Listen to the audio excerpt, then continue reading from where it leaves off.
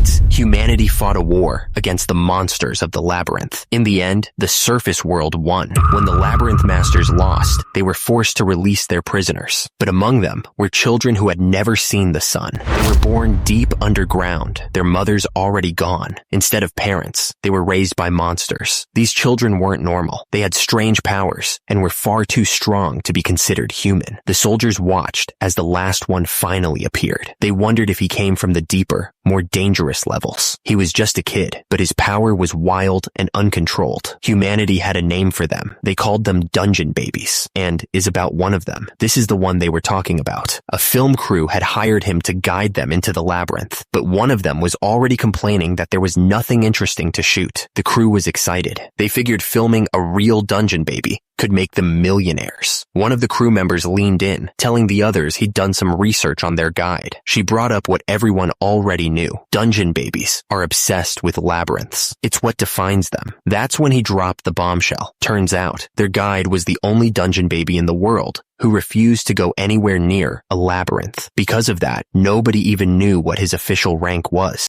They started to wonder if he was just weak. The man who hired him admitted he brought extra guards, just in case their guide was useless. Right then, Jinwoo stood up. He told them it was time to get going. He explained that it was too dangerous to rest here. Then he gave a very specific order. Tell the guards not to use their guns, no matter what they run into. The guards, however, weren't taking his advice seriously at all. One of them just scoffed, telling the other he worried too much. The crew leader laughed, telling Jinwoo to just do a good job guiding them. But Jinwoo knew they didn't understand. This wasn't some park. People died here all the time. Just then, one of the crew members pointed into the darkness, his eyes wide. Perched on the rocks above them was a monster. Jinwoo recognized it as an underbeast, a common creature on the first floor. But this one was already injured. He knew they had to get away before the smell of blood attracted something worse. But the guards didn't listen. One of them shouted for everyone to get ready, eager for a fight. Jinwoo screamed at them not to shoot. He knew exactly what was about to happen. It was too late. They opened fire. The bullets just made the beast furious. The guards' faces went pale as it roared, ready to attack. The underbeast hit the ground, and for a moment, everyone just stared. One of the younger guys was still completely terrified, his hands shaking. But a second later, that fear turned into nervous laughter. They'd survived. The whole crew started celebrating, bragging about how easy it was. They figured anything that moves would die if they just shot it enough. The leader told everyone to relax and get ready to head back, acting like the situation was completely handled. He even mocked one of the others for being scared. That's when a deep rumbling sound started to echo through the cave. One of the men nervously asked what it was. Jinwoo didn't even flinch, explaining that the gunshots had just called over a real predator. He told them it was still far away, but instead of telling them to run, he just looked at them. He said it was time to fight. Instead of being scared, the crew got greedy. They figured the next monster would be just as easy to take down, especially if they could trap it in a narrow path. They started talking about money, calculating how much they'd make. Jinwoo just watched them. He knew this was what they were really after, so Jinwoo told them to go ahead. He and his group would stay back since they didn't have guns. The crew was thrilled, telling him not to come asking for a share of the money later. With that settled, Jinwoo turned to the others. He told them to follow him and to hurry. One of them was still worried about getting everything on camera. The hunters just laughed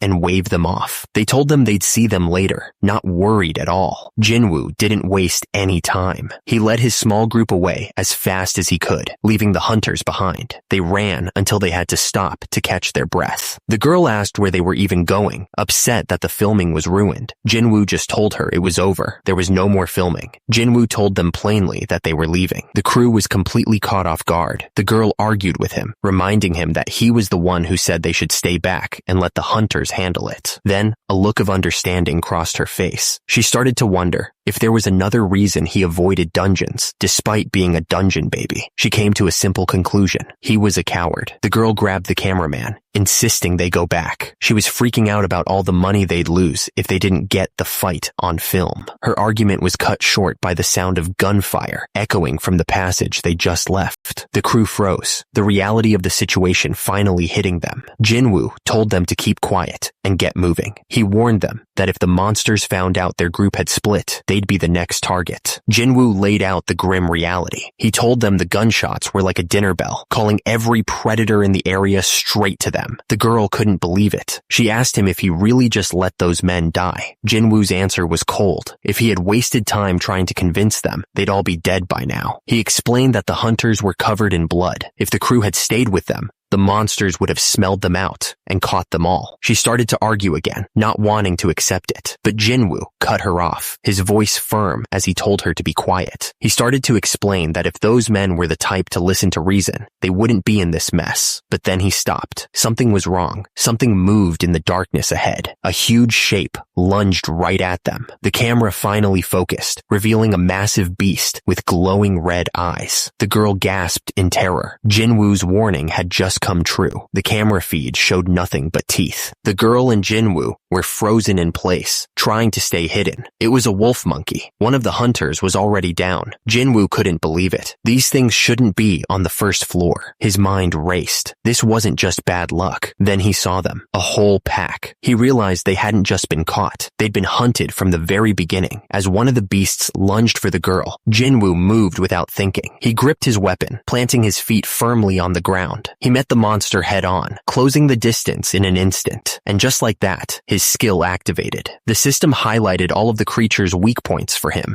He brought his weapon down with incredible force, aiming right for the weak spot the system had shown him. The strike landed perfectly, but that wasn't the last of them. A much bigger one was standing right over the girl, ready to crush her. Jinwoo didn't even watch the first one fall. He was already moving to save her. He was done playing around. He scooped her up in one arm and told her to hold on. He was about to run at the pace of a real dungeon baby. He warned her that a few of her ribs might break from the force, but she just had to deal with it. And then he was gone. He moved so fast, the monster didn't even have time to react before it was torn apart. The monster's face contorted as it was ripped apart. It was over in a flash. The creature never stood a chance. A moment later, Jinwoo set the girl down gently. They were safe. He told her they'd gotten away and that she'd done well, but he urged her to hurry, just in case anything was still chasing them. Instead of getting up, she looked at him with anger. She demanded to know why he let the others die. Through her tears, she accused him. She had seen his strength and couldn't understand why he didn't use it to save everyone. His expression changed. He told her flatly that she was misunderstanding the situation. He looked her dead in the eyes and explained the simple truth. He was hired as a guide, not a guard. He asked her if there was anything in the contract that said he was supposed to fight for them. He just looked at her tears and said something. He spelled it out for her. She was the one who hired a bunch of arrogant idiots who refused to listen to a single thing he said. So why should he have saved them? He told her if they had just followed his instructions, they wouldn't have even run into the beasts. Confused, she asked him why he bothered to save her at all. His answer was brutal. Who was going to pay him if she died? He was still working, and he expected to be paid for his time. Suddenly, a new voice cut through the darkness. A man appeared, promising to keep her alive. The stranger stood over the girl protectively, but Jinwoo's attention was somewhere else entirely. He was staring at a huge stone carving on the wall, a labyrinth emblem. The other explorer was panicking. He yelled that they'd run, strolled straight into a labyrinth, and had to get out immediately. He tried to lead Junyoung across the crumbling rocks. Suddenly, the ground beneath them shattered. As Junyoung screamed, a hand made of blue energy shoved her back toward safety. Jinwoo had caused the collapse to get away from them, but the force of it was stronger than he expected, and it caught him too. He tumbled down into the darkness, landing hard among the rubble. He grunted as a sharp pain shot through his left arm. He stood up and checked the damage. His arm was broken, but he figured it could have been worse. He looked around the empty pit. He figured the requester wouldn't have survived a fall like that. With her gone, so was his paycheck. But his broken arm and lost paycheck were suddenly the least of his worries. He'd fallen right into the center of a labyrinth. In front of him was a stone throne with a strange symbol carved into it, a snake wrapped around a dagger. He looked around the dark, empty hall. There was no sign of life anywhere. He wondered if this whole place was just abandoned. He stared at the stone carving, trying to figure out what it all meant. Suddenly, the stone snake came to life. Its eyes glowed as it lunged right at him. It moved too fast for him to react. The snake bit down hard on his left wrist. A strange power shot through his body. Something was being forced into him. But he wasn't going to let it end like this. He refused to die here. His eyes shot open in shock. Then, Everything went dark. He was out cold. When he came to, he was completely confused. He was alive, but he was sure he'd seen the venom spreading through his body. He flexed his hand. His broken arm was perfectly fine. It wasn't just his arm either. His entire body had been healed. He stood up and looked around. This place. It felt like he was somewhere near the first floor entrance. That's when he saw someone lying on the ground. He recognized her instantly. It was Yoonju. He ran toward her, screaming her name. She was still breathing, but her injuries were really bad. She wouldn't last long like this. There was no time to figure out what had happened. He just knew he had to get her out of there, fast. He carried her on his back, pushing through the dark caves. He kept telling her to hold on, that they were almost there. Sometime later, he finally made it back home. He walked inside, and the first thing he heard was the news on the TV. They were talking about an expedition team that had an accident in the dungeon that very morning. The reporter said that 7 out of the 9 members had died. The official story was an ambush by underbeasts. Then the report mentioned a survivor, saved by a dungeon baby named Mr. Kim. He couldn't believe it. It had barely been 2 hours since he got out, and he was already on the news. He turned off the TV. At least, he thought, there was video evidence that the guards hadn't listened to a word he said. He let out a long sigh. If it wasn't for that camcorder footage, he would have been in a lot of trouble. He remembered he'd already left the first part of the payment in Hyunji's room. He figured he'd give her the rest now. He found Hyunji in her room. She looked up, surprised to see him home, but her expression was heavy. He asked her if she'd been crying. She didn't answer, just stood there silently. Then he figured it out. She must have already found the money he left. He just assumed she was crying tears of joy. He handed her the rest of the money, telling her to use it for her wedding. He promised he didn't do anything bad to get it. But just then, a furious voice cut through the room. It was his adoptive father, and he wanted to know what was going on.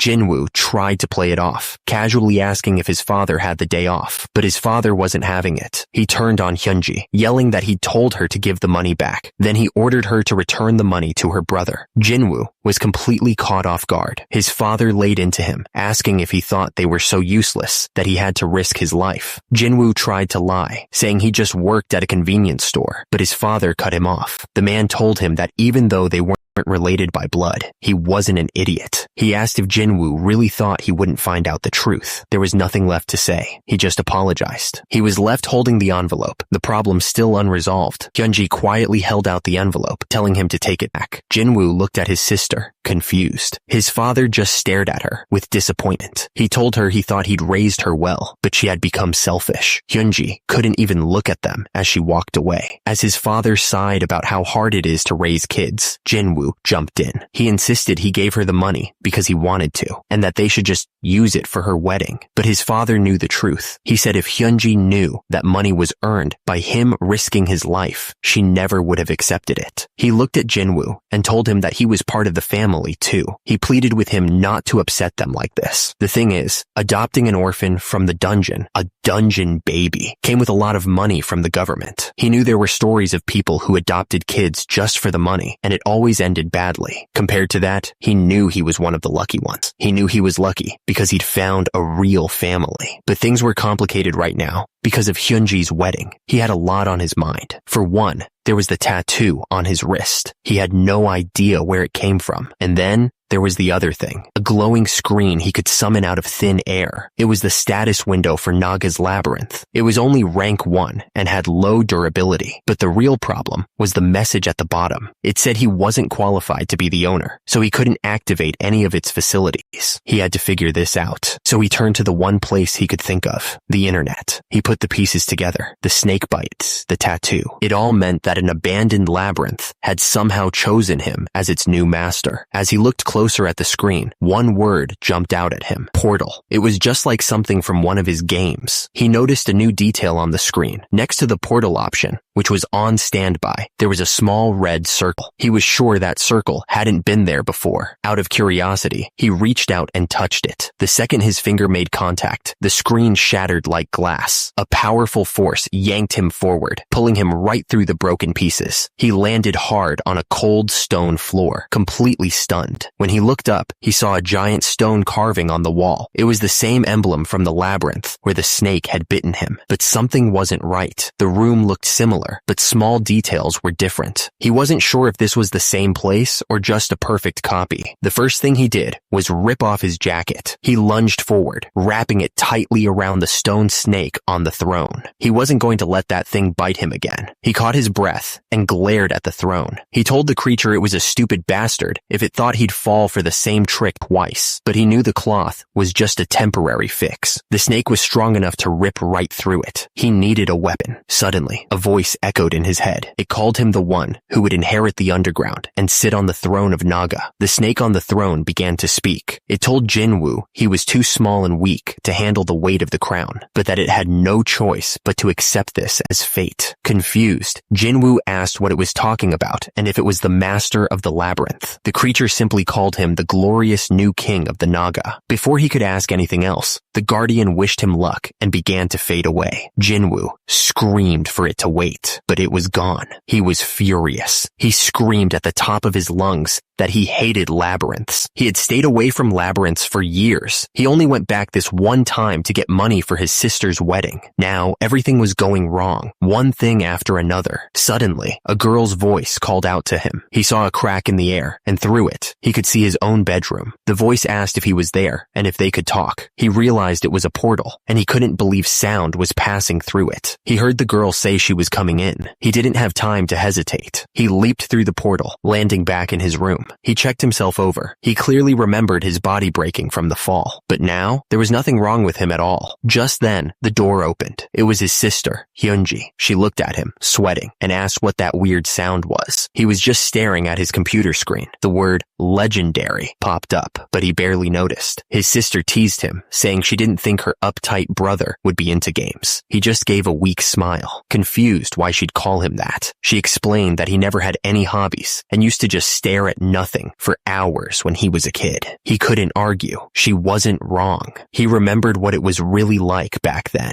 After escaping the labyrinth, he couldn't stop thinking about it. The peace of the outside world felt wrong, uncomfortable. He figured that's why so many dungeon babies go back. Shaking off the memory, he turned to his sister and asked what she needed. The look on her face changed completely. She looked guilty. Then she bowed her head and apologized. He had no idea what for. She told him she knew he went back into that place because of her, and she was so sorry. He was stunned. He tried to brush off her apology, telling her it was fine and not to worry about it. But then he just stopped. She looked up at him, completely confused by the sudden silence. He turned away and told her to wait. He had to go back. His coat was still in the labyrinth, and all the money was in it. The full weight of his mistake finally hit him. He quickly changed his story to calm her down. He told her not to worry, claiming he was just so into his new game that everything from yesterday felt like a blur. Then he asked if she'd be okay with him enjoying his new hobby for a bit. She just stared, completely surprised by his sudden cheerfulness. She thanked him and closed the door, leaving him alone. She couldn't believe it. She'd never seen him so excited about anything before. The second the door shut, Jinwoo's smile vanished. He leaned against it and quietly apologized to his sister for lying. He made sure the door was locked. Then,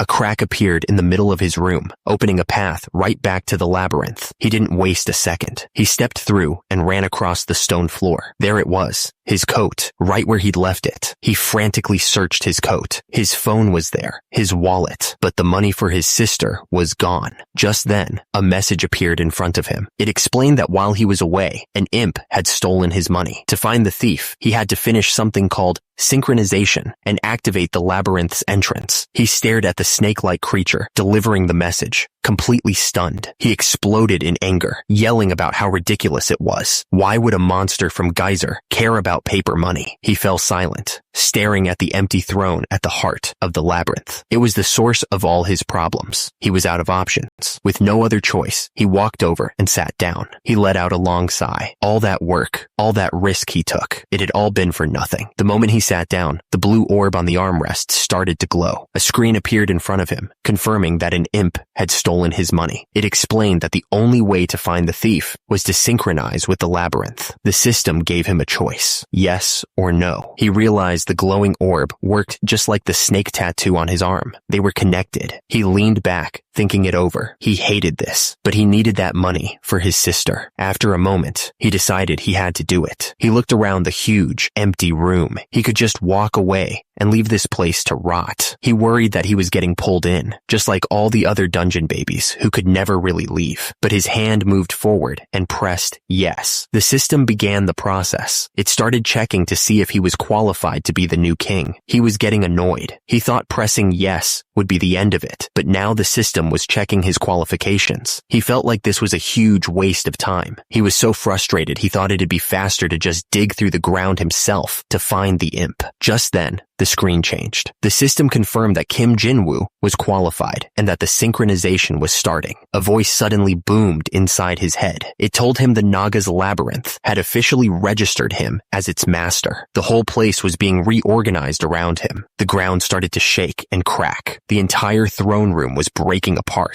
Huge pieces of stone rose from the ground, forming a new structure around him. A message appeared. Synchronization complete. When the dust settled, the room was completely different. It was bigger, more like a real throne room. He had to admit it was an improvement, but it was still dark and creepy, and it was his. A new window popped up, showing the details of his labyrinth. But there was a catch. The system said he wasn't qualified enough to actually use any of its features. He scanned the information, noticing not much had changed except for one new thing, a gate. He looked up and saw a huge, dark archway. That had to be the labyrinth's entrance. Suddenly, something zipped right past him. It was so fast. It was just a blur. He whipped his head around, eyes wide. He definitely saw something. He realized a normal person wouldn't have even noticed it. They wouldn't have known anything had passed by at all. The little creature froze. It knew it had been seen. When it turned around, it looked absolutely terrified. It was cornered. Without a second thought, Jinwoo lunged forward and grabbed the little creature. It let out a terrified scream. He squeezed hard, and the imp squealed in pain.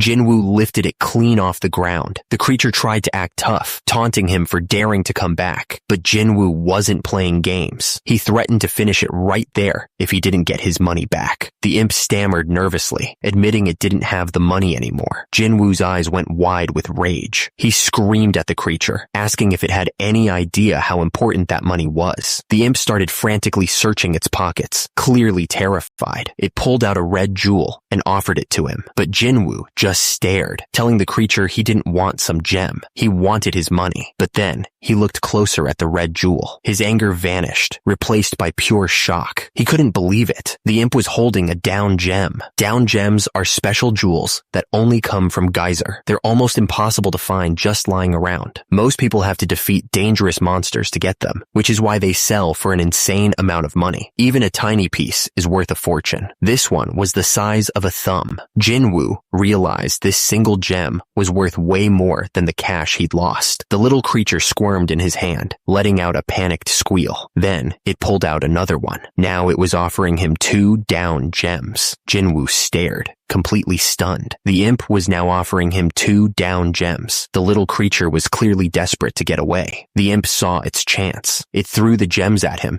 and leaped out of his hand, scrambling for freedom. The creature scurried away, disappearing into a dark archway before Jinwoo could react. He watched it go, a little annoyed, but he decided to let it go. After all, he got 2 down gems out of the deal. Standing alone in the empty throne room, he looked at the red gem in his hand, but then another thought hit him. As he stood there, a system window popped up right in front of him. It said a middle rank down gem had been sacrificed to restore and upgrade the labyrinth. He was furious. He hadn't given any command for that to happen. The entire throne room started to shake and change around him. He looked down at his hand and realized he'd crushed one of the gems without even thinking. Then another message appeared. He had 72 hours to raise the labyrinth's rank.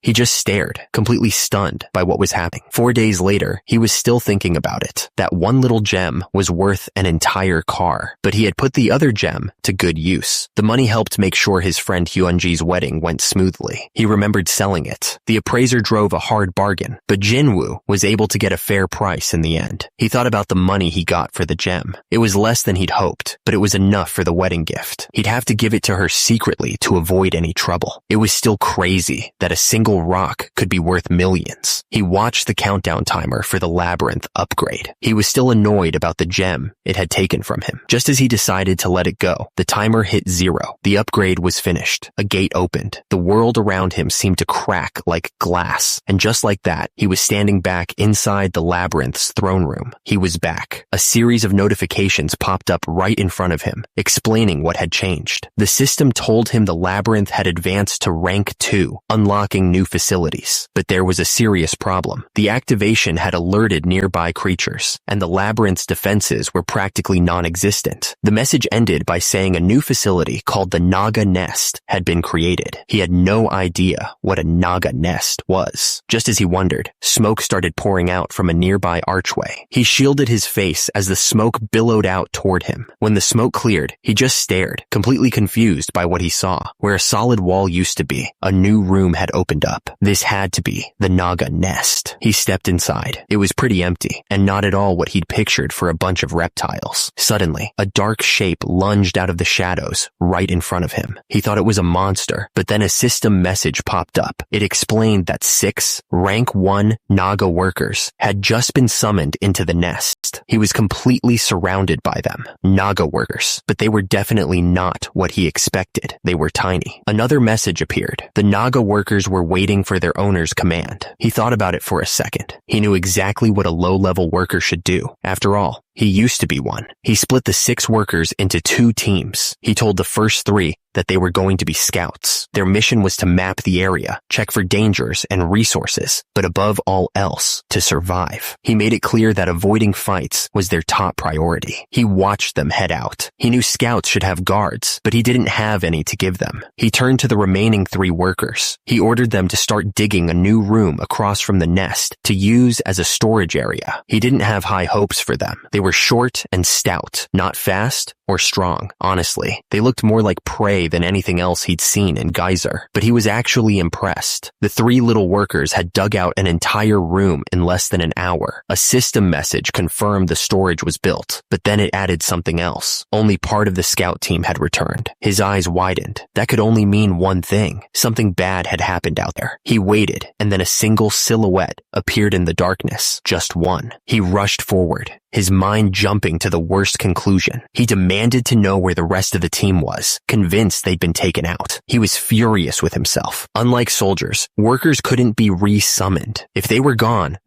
for good. But the little worker just looked up at him and explained that everyone was fine. Turns out, they had found so much stuff that one of them had to come back just to drop it all off. The little creatures were thrilled that he was worried about them. A system message popped up, confirming that the morale of the 4 Naga workers had increased, and so had their work efficiency. The scout then held out a rolled-up scroll. He took it and unrolled the parchment. It was a map. The system immediately began updating the labyrinth's layout with the new information. The scroll projected a detailed grid of the area. It showed where the other workers were, along with new tunnels and potential danger zones. The mission was a huge success. He looked at the map his workers had made. It was a relief. He wouldn't have to run around exploring the tunnels himself anymore. Just then, his attention shifted to the pile of things the scout had dropped off. The little Naga worker stood there proudly, puffing out its chest next to a huge pile of stuff. He asked if it had just brought back whatever it could carry. The little creature let out a happy squeak, as if to say, of course. Jinwoo wasn't sure if he should be thankful or annoyed. It was all just a bunch of junk from the old Geyser War. Everything was outdated and seriously rusted. The fact that this stuff was still here meant no one had been in this area for a very long time. It was the middle of nowhere. But as he was about to turn away, something caught his eye. He lunged forward and snatched an old weapon from the pile, startling the little worker. He stared at the weapon. It wasn't just a piece of rusted metal. Embedded in the handle were 3 down gems. For a place that was supposed to be empty, this was an incredible find. The little worker let out a squeak. Jinwoo spun around, asking if it had seen more stuff like this. He grabbed the creature, shouting at it to go find every single one and to tell the other workers to help. With that order given, he started running. He had to get these gems to the surface and find out what they were worth. But then, he stopped dead in his tracks. A thought hit him. If he left, what would happen to the workers? The labyrinth would be defenseless if it got attacked while he was gone. He turned and looked at his small Naga workers. They just stared back, completely trusting him to keep them safe. The little worker looked up at him. Its trust absolute. He made his choice. He wasn't going to leave them. He realized this labyrinth was already giving him so much.